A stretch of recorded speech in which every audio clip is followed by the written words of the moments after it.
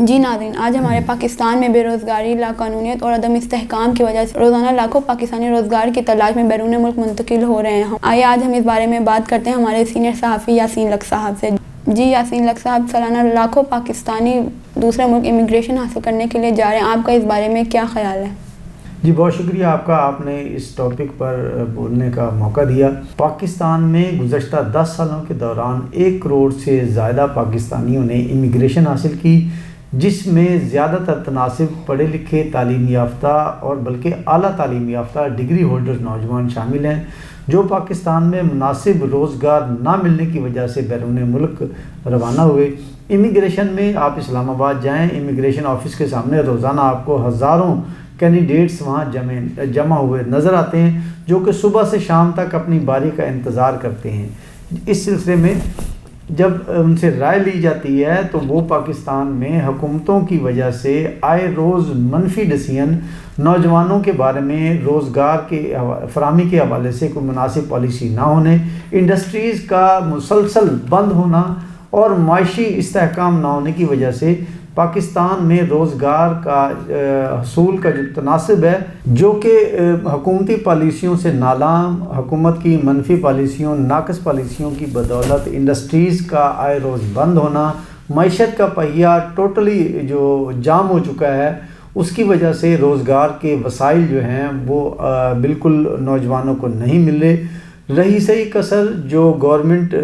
کی مختلف اسامیوں پر ریٹائرڈ مختلف حساس اداروں کے بھی اور دیگر اداروں کے افسران کو تعینات کیا جاتا ہے، وہ قابض ہو جاتے ہیں اور نوجوانوں کے لیے جو ایک چارم ہوتا ہے، اپرچونٹی ہے روزگار کے حوالے سے، وہ بھی بند ہوتی ہے۔ تو جب بھی نوجوانوں سے اس بارے میں دریافت کیا گیا، پوچھا گیا ہے اسلام آباد میں امیگریشن کے سامنے بھی اور دیگر بھی، تو ڈگری ہولڈر نوجوان اور سکلڈ پرسن خاص طور پر یہ بہت زیادہ پاکستانی نظام سے فیڈ اپ ہو کر پاکستان سے باہر روزگار کی تلاش میں جاتے ہیں۔ گزشتہ 2 سالوں کے دوران پاکستان میں 2024 اور 25 کے دوران 14,62,000 سے زیادہ پاکستانی نوجوان روزگار کے حصول کے لیے بیرون ملک سفر کر چکے ہیں، امیگریشن حاصل کر چکے ہیں۔ سال 2024 میں 7,37,000 سے زیادہ، جبکہ 2025 میں 7,62,000 سے زیادہ نوجوان وہ بیرون ممالک روزگار کے حصول کے لیے روانہ ہو چکے ہیں، جو حکومتی پالیسیوں کا جو کہ حکومت اور ارباب اختیار کے لیے انتہائی افسوسناک اور امر ہے اور لمحہ فکریہ ہے۔ ان پاکستانی شہریوں خاص طور پر نوجوانوں میں 18,352 اعلیٰ تعلیم یافتہ افراد شامل ہیں، جو کہ بہتر روزگار کے حصول کے لیے بیرون ممالک گئے، امیگریشن حاصل کی۔ امیگریشن حکام کے مطابق جو ڈیٹا انٹرنیٹ پر مہیا کیا گیا ہے، اس میں پاکستان کے بیشتر نوجوان جو کہ ڈگری ہولڈر اور گریجویشن تک تعلیم حاصل کی ہوئی ہے، وہ مناسب روزگار نہ ملنے کی وجہ سے بیرون ممالک گئے ہیں، جن کا تناسب بہت زیادہ ہے، جبکہ جو میٹرک اور انٹرمیڈیٹ اور بالکل ان پڑھ ہیں، وہ مزدوری اور دیگر اقسام کے روزگار کی تلاش کے لیے خلیجی ممالک اور دیگر پڑوسی ممالک کا رجحان زیادہ تر کرنے میں ترجیح دیتے ہیں اور ان کو سلیکٹ کرتے ہیں۔ بدقسمتی سے پاکستان دنیا کا ایک جنت نظیر وادی، جنت نظیر ایک علاقہ تھا جو اللہ پاک نے پاکستان کو گفٹ کیا تھا۔ قائد اعظم محمد علی جناح کی کاوشوں سے یہ ملک بنا اور پاکستانیوں یعنی یہ پاک سرزمین یہ لوگوں کے رہنے کے لیے جگہ بنائی گئی، لیکن گزشتہ 78 سالوں سے مختلف ادوار میں آنے والی حکومتوں، تبدیل ہونے والی حکومتوں کی ناقص پالیسیوں کی وجہ سے آنے والی نسلوں کو روزگار کی فراہمی کے پراپر اور لانگ ٹرم پالیسی نہیں بنائی جا سکی، جس کے نتیجے میں ہمارا مستقبل، پاکستان کا مستقبل، جیسے نوجوان وہ پاکستانی پالیسیوں سے فیڈ اپ ہو کر، دل برداشتہ ہو کر پاکستان سے بیرون ممالک امیگریشن حاصل کر رہے ہیں۔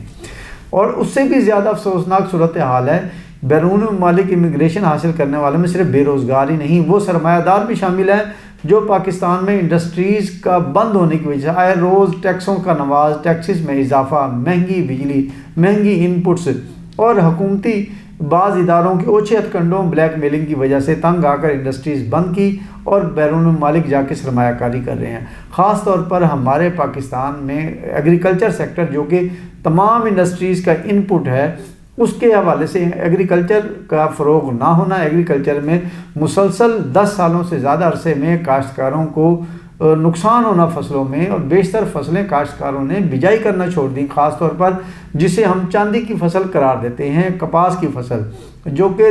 2010 تک کی دہائی کے لیے 1 کروڑ اور 20 لاکھ گانٹھوں تک کا ٹارگٹ وصول کیا گیا تھا۔ آج 50 لاکھ گانٹھ بھی نہیں ہے، جس کی وجہ سے ہمارا جو ٹیکسٹائل سیکٹر ہے وہ مکمل طور پر تباہ ہو چکا ہے۔ وہ سیکٹر بیرون ممالک سے کپاس امپورٹ کرتا ہے، اپنی ملبوسات ٹیکسٹائل کے شعبے کی تیار کرتا ہے اور فروخت کرتا ہے۔ اس کے نتیجے میں مہنگی امپورٹ کے نتیجے میں انہیں بیرون ممالک اور انٹرنیشنل منڈی کے اندر اپنی ملبوسات کے ریٹس کے حوالے سے دیگر ملکوں سے موازنہ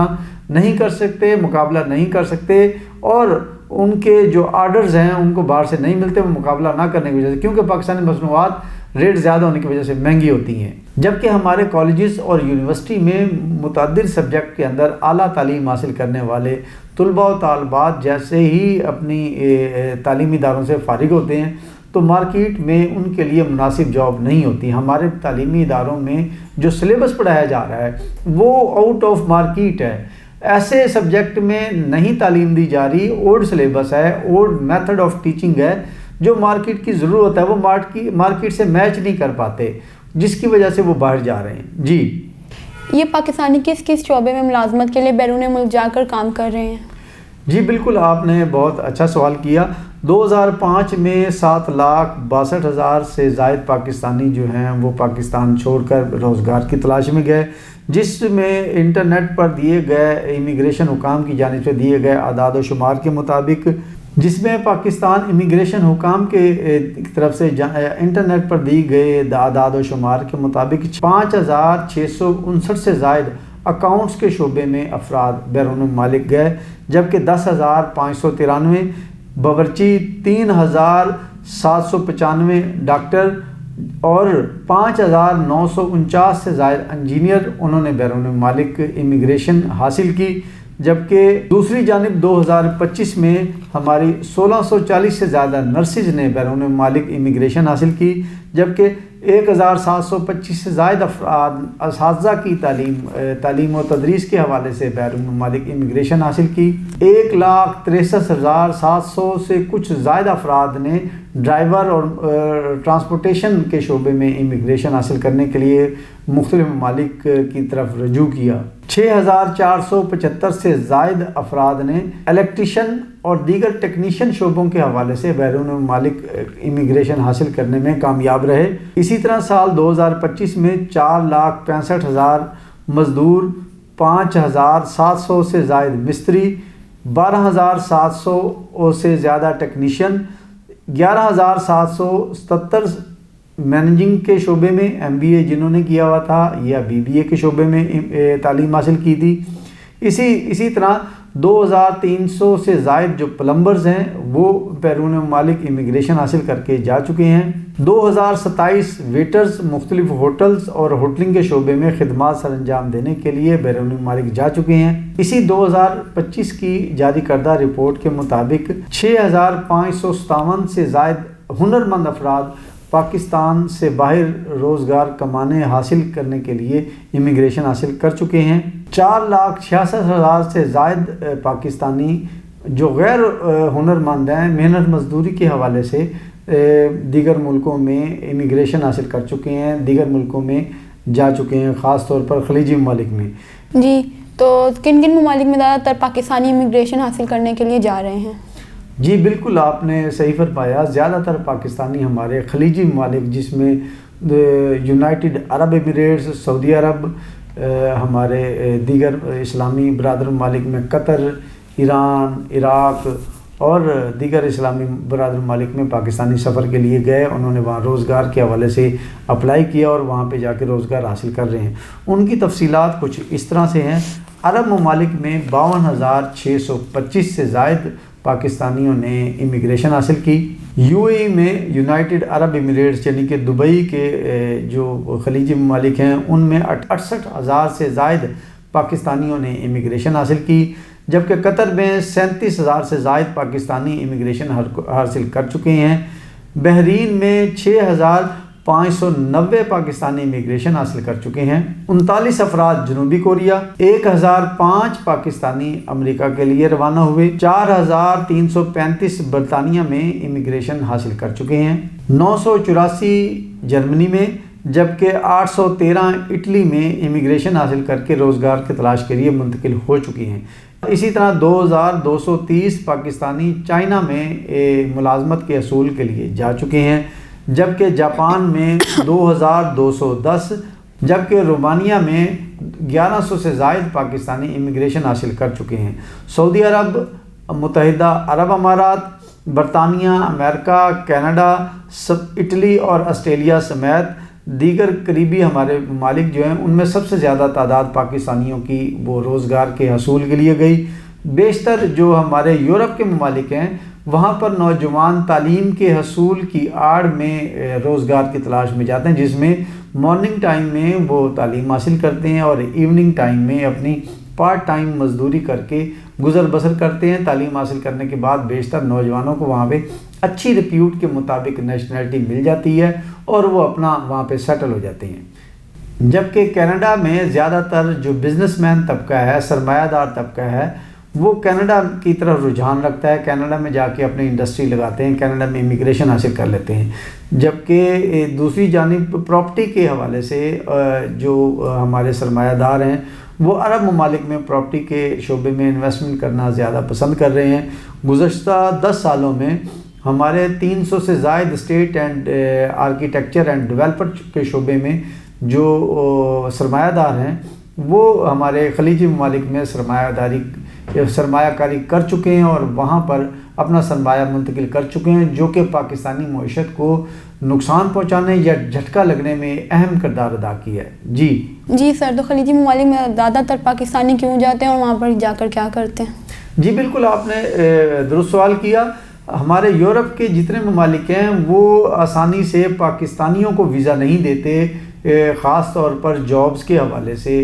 امیگریشن کے حوالے سے نہیں دیتے۔ انڈسٹریلسٹ، سرمایہ دار اور دیگر شعبوں میں پاکستانیوں کو امیگریشن حاصل کرنا وہاں پہ تقریباً ممکن ہو جاتا ہے۔ بے روزگار، غیر تعلیم یافتہ یا کم پڑھے لکھے افراد کے لیے یورپ کے ممالک میں ویزا ملنا یا وہاں پر روزگار کے لیے جانا آسان ہے، ٹریولنگ کرنا آسان ہے۔ خلیجی ممالک کے کیونکہ پاکستان کے ساتھ بہت گہرے روابط ہیں، اچھے تعلقات ہیں، جس کی بنیاد پر خلیجی ممالک کے پڑوس میں ہمارے پاکستانی بآسانی ویزا حاصل کر لیتے ہیں۔ وہ وزٹ کی آڑ میں جائیں، وہ عمرے کی آڑ میں جائیں اور وہاں جا کے مختلف ذرائع سے اپنا روزگار کا حصول حاصل کر کے اپنا سٹیٹس چینج کر لیتے ہیں، ورک ویزا وغیرہ لگوا لیتے ہیں، سیٹل ہو جاتے ہیں۔ سروسز کے شعبے میں زیادہ تر جاتے ہیں، خاص طور پر لیبر اور مینوفیکچرنگ مزدوری کے شعبے میں۔ ایسے ممالک میں کم تعلیم یافتہ اور بلکہ ان پڑھ لوگ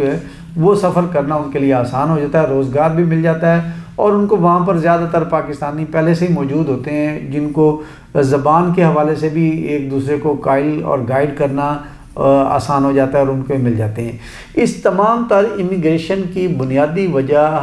جو ہے وہ ذمہ داری حکومتوں پر عائد ہوتی ہے، جو گزشتہ کوئی 4 دہائیوں سے زیادہ پاکستان اور پاکستانی نوجوانوں کو روزگار کے فراہم کرنے، اعلیٰ تعلیم کے حصول، جدید ٹیکنالوجی کے حامل تعلیم دینے، یا ہمارے تعلیمی اداروں میں یونیورسٹی اور کالجز میں مختلف ایسے سبجیکٹ پر تعلیم دی جاتی جو پاکستان میں اس روزگار کے مواقع ہی نہیں ہوتے، تو ایسے پاکستانی وہ روزگار اعلیٰ تعلیم حاصل کرنے کے باوجود بھی بے روزگار رہتے ہیں، تو ان کے لیے پھر مجبوری ہوتی ہے کہ وہ کسی نہ کسی ذرائع سے جائز و ناجائز ذرائع حاصل کر کے وہ پاکستان سے باہر وہ روزگار کے حصول کے لیے چلے جاتے ہیں۔ وہ پاکستان کی اور پاکستانی نوجوانوں کی جانب سے بڑھتی ہوئی امیگریشن، دیگر ممالک میں بڑھتی ہوئی مائیگریشن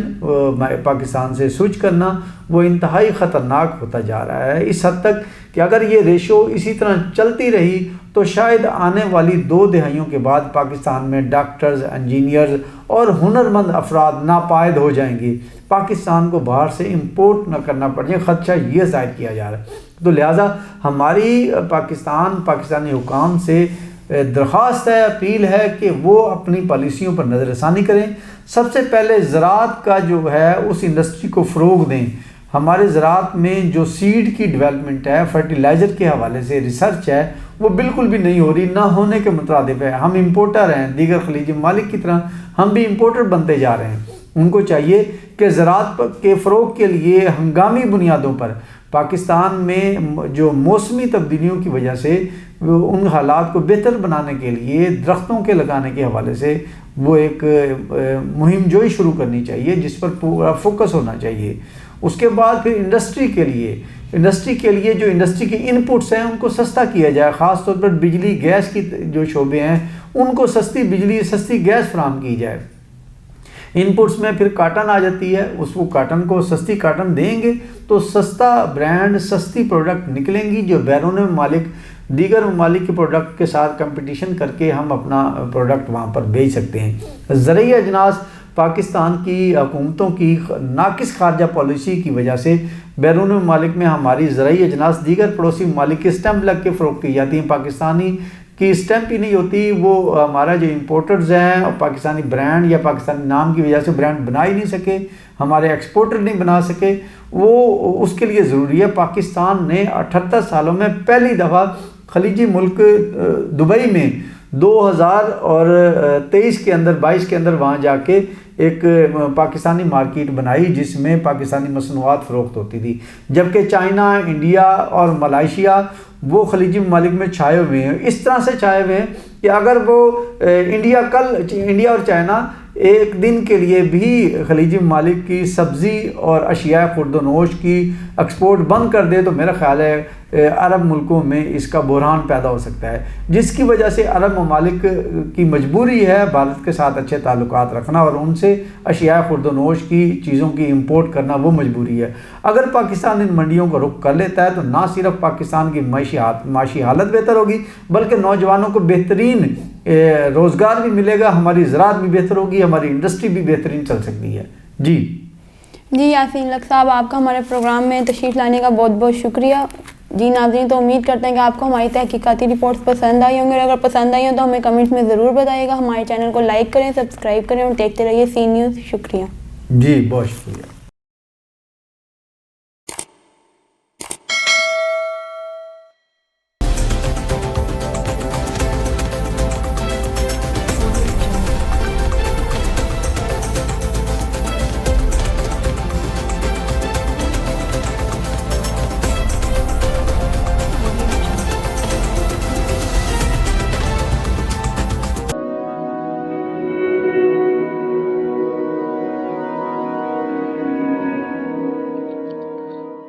رزق اللہ کے ہاتھ میں ہے، اور کبھی کبھی رزاق رزق کی تقسیم کا اعزاز ان لوگوں کو بھی عطا فرما دیتا ہے کہ جو حالات کی کڑی دھوپ میں شجرے سایہ دار ہوتے ہیں۔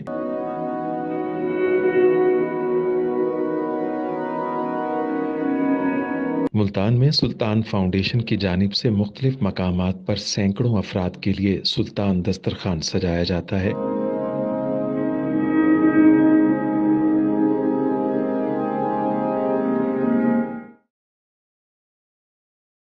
ہر انسان سلطان دسترخوان کا مہمان بنتا ہے۔